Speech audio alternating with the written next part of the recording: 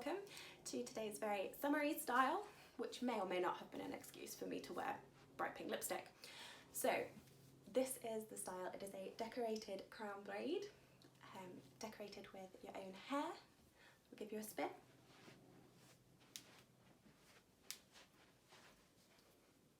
So I've got the tutorial today and then a wee public service announcement at the end about something that is quite close to my heart.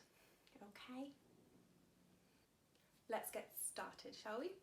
I have already sectioned out my hair because it requires 2 mirrors to make this work because I can't see the back of my own head.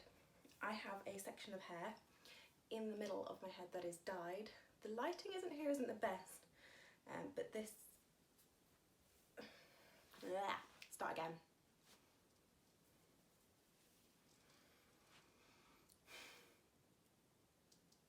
Let's get started. So I've already sectioned my hair because it requires 2 mirrors, one at the front and one at the back, because I cannot see the back of my own head. I have a section in the middle of my hair that is dyed. It's currently a kind of lilac-y, reddish, purplish colour, depending on which part of the hair you look at. It's got lots of different tones in it because I have used a lot of different semi-permanent dyes in it. I have actually bleached this section underneath. I know, very naughty. But it's holding up okay at the moment and I really love the colour. It lets me hide it, and it lets me do things like this where I can use it to accent. If you don't have a dyed section of hair and you don't fancy having one, you can obviously choose any section of hair you like. And if you want to add some colour to that section, you could always either use a temporary dye or you could use some ribbon. Because I know if your hair is anywhere near is like my colour, and my colour is a reasonably dark blonde these days, the dyes all stain it, no matter how temporary they say they are. Okay, so sectioned out this hair and it's in the middle. You need a section in the middle. So I've got my top section, I've got my dyed section, and I've got a bottom section. Oh, and I'm falling over. Anyone would think I was drunk. So I've split this section, middle section in two, and we're going to put French plaits in this section. You will see these plaits, so you need to make them reasonably neat or decoratively messy, depending on what you prefer. So I will do those plaits and I will be back after the speed up.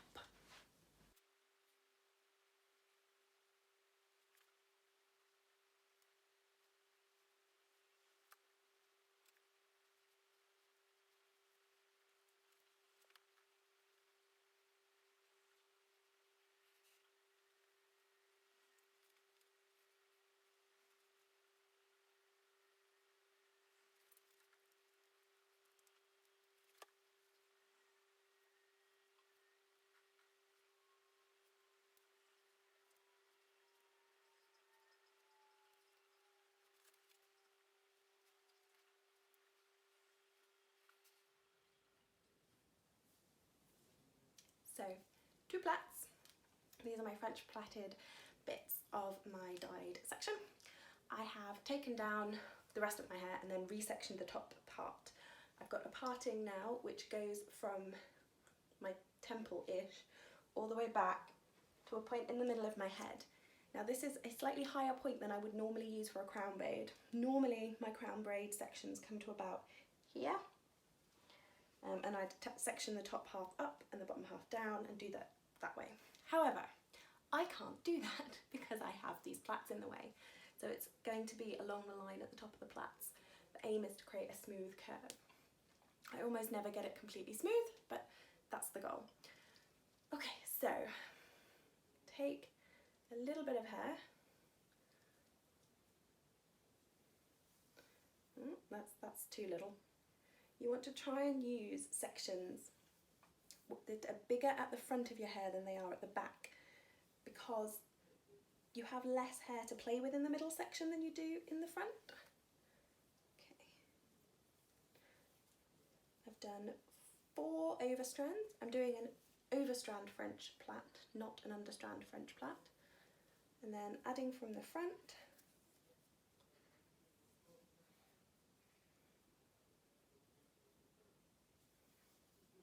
Sometimes you reach a point where you've got so much extra hair in the front that you have to skip a strand add in the back and alternate the back adding, so you do sort of a half French, half lace. But at the moment we're going to try and just use really tiny sections from the back.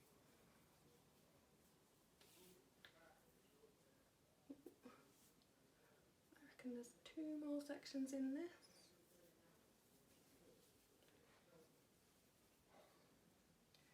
Okay, and making sure all of the hair above that line has been added. Okay. So I'm going to add a few more turns into this plait. So what we want to do is we want to go over the top of this one.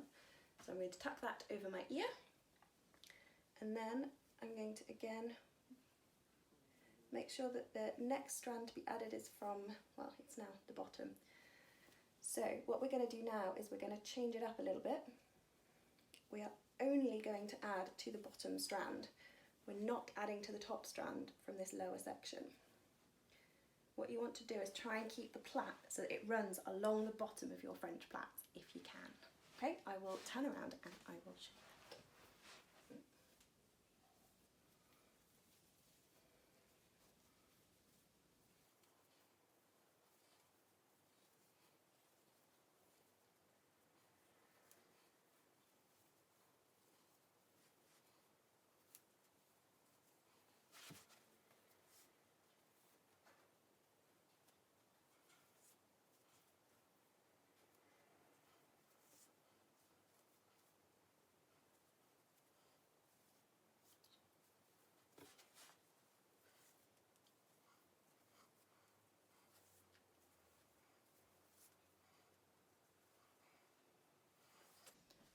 Okay, so I have got to the same point, done a couple of extra overturns.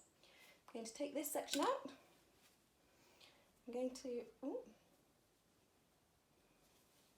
do a Cousin It impression for a second. Pull it all over to one side. Hello. I've gone over the top of this braid, so I'm just going to tuck it behind my shoulder, making sure that it's gone underneath the plait I'm now doing. I'm going to start French braiding this part across the top of my head, and I'm going to look less like Cousin It in a minute. So.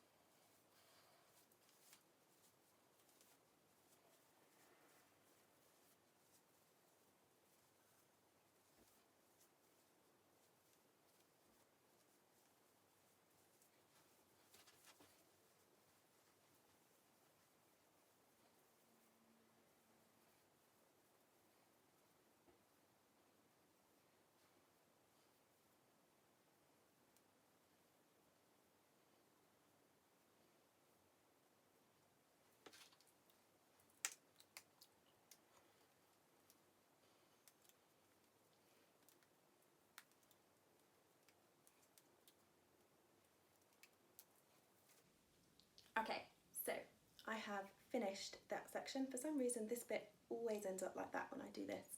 I will have to pin it down later. So I will show you what I've got so far. Okay then, so I've got this big plait and these little ones. Now, this little one come in front, plait goes over the top, and I like to wrap around the outside of the plait that's French. So this is my French plait, this is my big plait, and this goes around the outside. This creates a bit of a two-layer.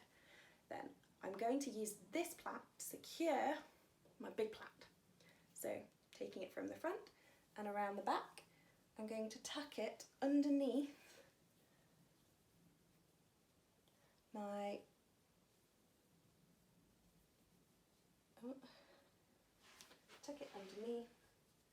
small plait.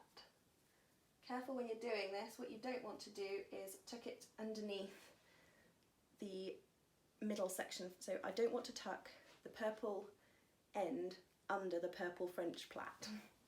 My hair's colour coordinated, I know. I can colour coordinate my sections and make life easier. So I'm just going to wrap until my strand is ended.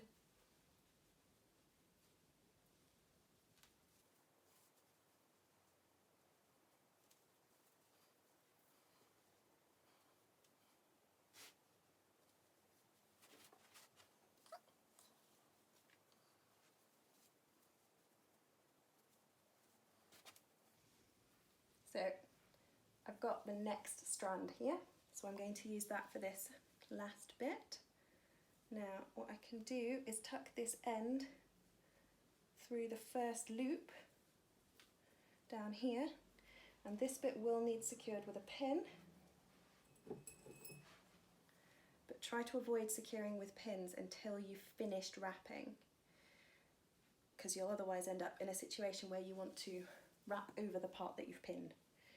So this is my second plait. If you have really, really long hair, you could probably do this with just one,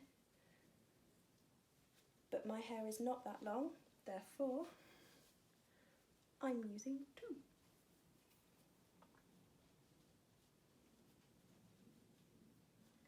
Delicately, delicately, because what you don't want to do is pull random strands of hair out of your plaits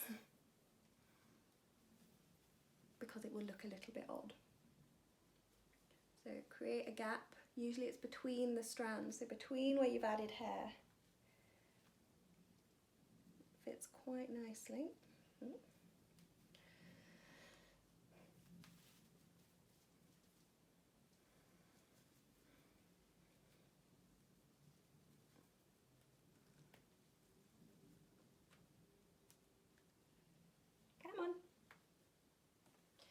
Now if you've got one of those topsy tail things, you could use that for this, which might make your life a little bit easier.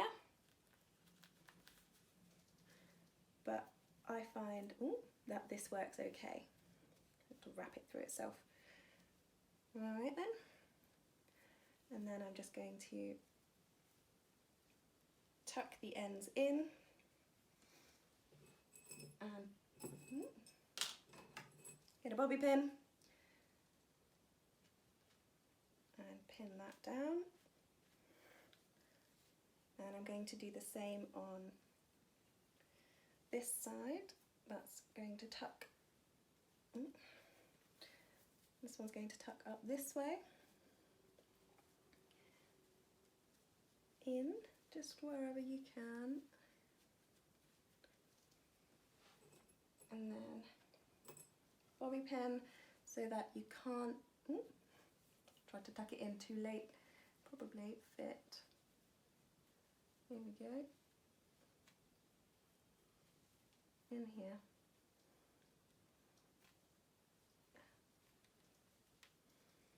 Just goes underneath, tucks in. And where the edge of this is the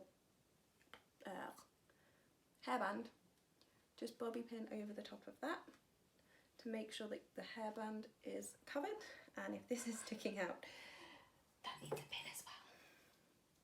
Don't know why. Oh no, it's gone. I've got a few odd bits. It looks a little bit strange.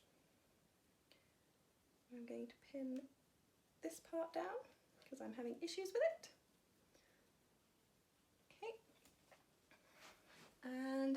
there you have it. And this bit's just a little bit sticky outy. There we go. So this is my finished decorated crown braid, and I will give you a spin and show you what it looks like.